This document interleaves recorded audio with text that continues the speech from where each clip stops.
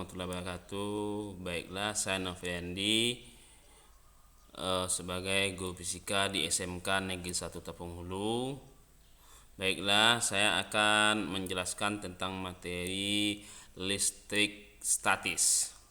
Sebelum dimulai, jangan lupa mengklik subscribe dan mengaktifkan lonceng notifikasinya.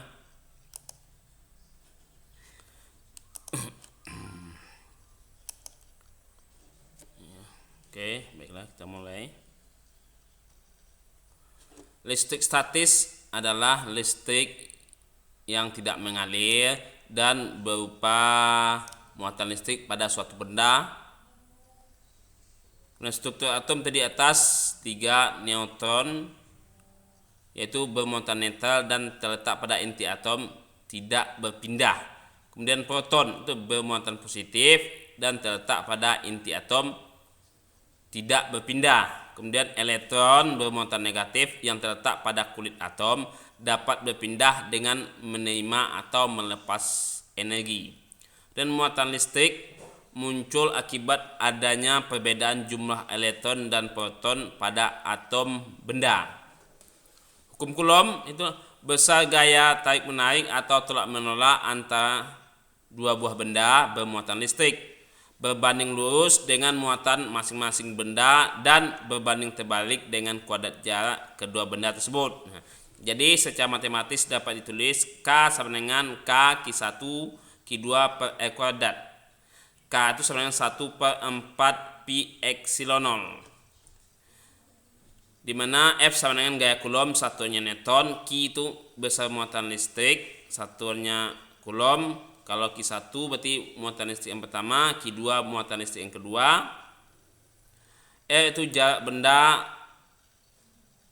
jarak antar muatan, satuannya meter. K itu tetapan Coulomb, nilainya 9 kali 10 pangkat 9 Newton meter kuadrat per Coulomb kuadrat.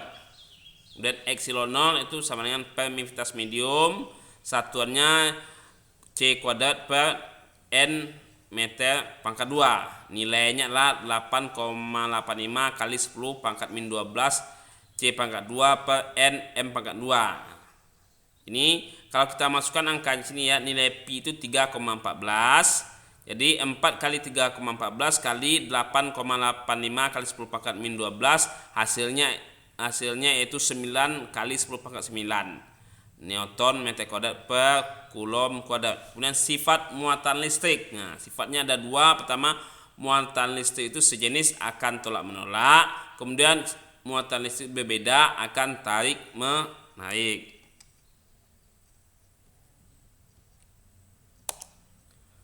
Lanjut.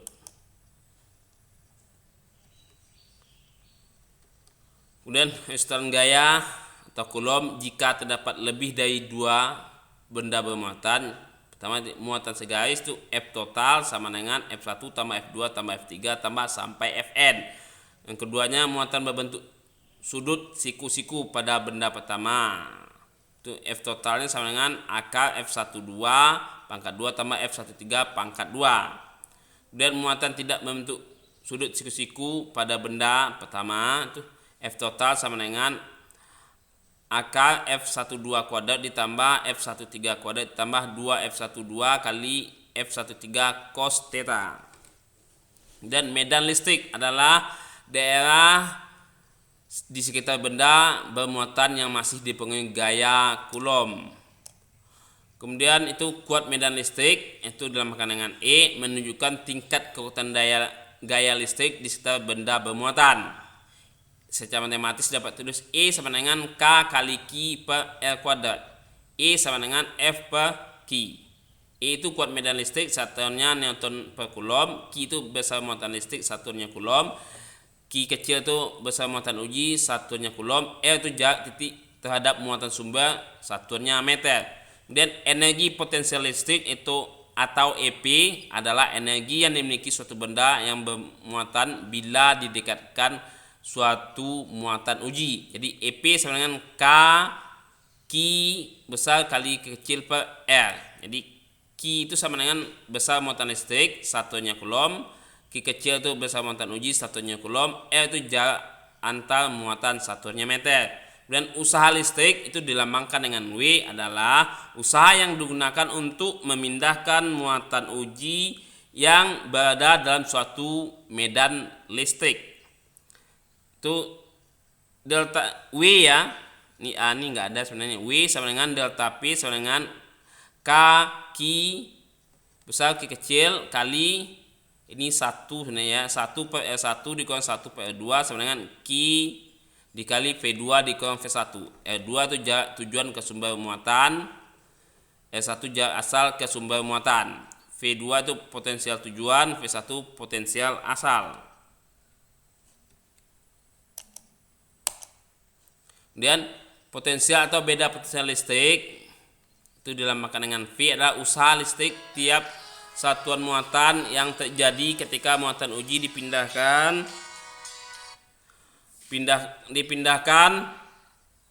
ke suatu titik. Itu titik V sama dengan K Q per R sama juga V sama dengan W per Q. Q itu besar muatan listrik, Q kecil besar muatan uji, R itu jarak antar muatan. Kuat medan listrik dan potensial listrik pada beberapa keadaan. Satu, pada bola konduktor berongga, ini dia. Ini R kecil, yang ini R besar.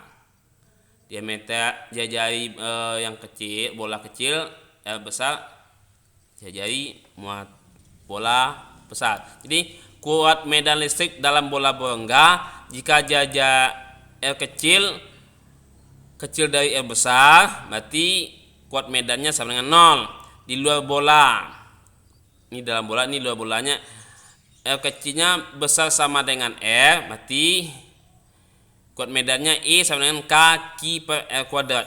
Potensial listriknya kalau dalam bola R kecil sama dengan R, V sama dengan K kali Q per R. Luar bola berarti R besar sama dengan R, V-nya sama dengan K Q per R. Jadi Q itu muatan bola berongga C, R itu jari bola konduktor M, R jarak titik terhadap pusat bola. Antara dua keping sejajar. Ini dia kepingnya ya. Ini muatan positif, ini muatan negatif. Kalau kuat medan listrik di luar keping, E-nya sama dengan 0. Dalam keping, jika jajanya kecil dari D, E sama dengan 2 per epsilon 0. Potensial listriknya itu adalah luar keping itu R kecil besar dari D-nya atau jarak keping. Jadi V-nya sama dengan E kali D. Dalam keping R kecil dari D, di V-nya sama dengan E kali R. Jadi E itu kuat medan listrik dalam keping, satuan N per C. D itu jarak antar keping, R itulah jarak titik keping sama dengan setengah D. Di hukum Gauss menjelaskan tentang jumlah garis gaya listrik atau flux listrik yang menembus suatu permukaan tertutup. P sama dengan E kali A kali cos theta. P sama dengan sigma Q per epsilon 0. Ini P R kuadrat ini enggak ya. P itu flux listrik atau satuannya Weber. A itu luas permukaan tertutup, satunya meter pangkat 2. Garis gaya listrik adalah visualisasi vektor medan listrik yang tidak pernah berpotongan dan kerapatannya menyatakan kekuatan medan. Ini garis gaya listrik. Ini yang positif arahnya keluar panahnya, kalau negatif arahnya ke dalam. Ini medan listrik mengarah menjauh benda. Nah, ini dia menjauh benda. Ini interaksi tarik menarik. Medan listrik mengarah mendekati benda. Ini dia. Gambarnya keluar. Kapasitor adalah alat penyimpan muatan dan energi listrik yang terbuat dari dua keping konduktor dengan muatan sama besar namun berlawanan. Muatan kapasitor dapat dihitung C sama dengan Q kali V. Kapasitor biasanya diisi oleh bahan dielektrik atau isolator seperti kertas, kaca, atau plastik yang mempengaruhi kapasitansi. Kapasitansi adalah kapasitas muatan yang didapat disimpan kapasitor. Dapat dihitung C sama dengan Q per V, itu C sama dengan epsilon 0 kali A per D. Ini P R kuadrat ini enggak ada nih ya. C itu kapasitansi, satuannya C per V atau farad.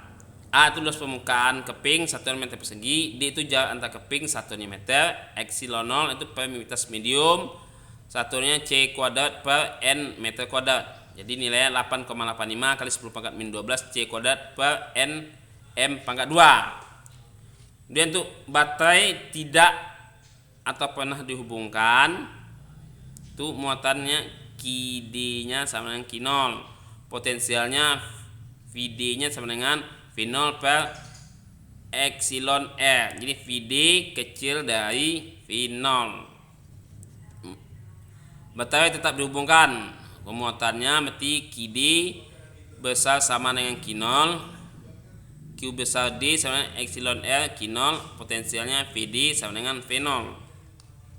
Kemudian energi kapasitor yang tersimpan di dalam yang berupa energi potensial dapat dihitung. E sama dengan setengah Q kali V, E sama dengan setengah C V kuadrat, E sama dengan setengah Q kuadrat per C. Rangkaian kapasitor dapat disusun menjadi dua susunan, yaitu rangkaian seri dan paralel. Rangkaian seri adalah rangkaian kapasitor yang disusun sejajar. Ini dia yang sejajar dia itu. Jadi V-nya sama dengan V1 tambah V2 tambah V3. Jadi muatannya Q sama dengan Q1 sama dengan Q2 sama dengan Q3.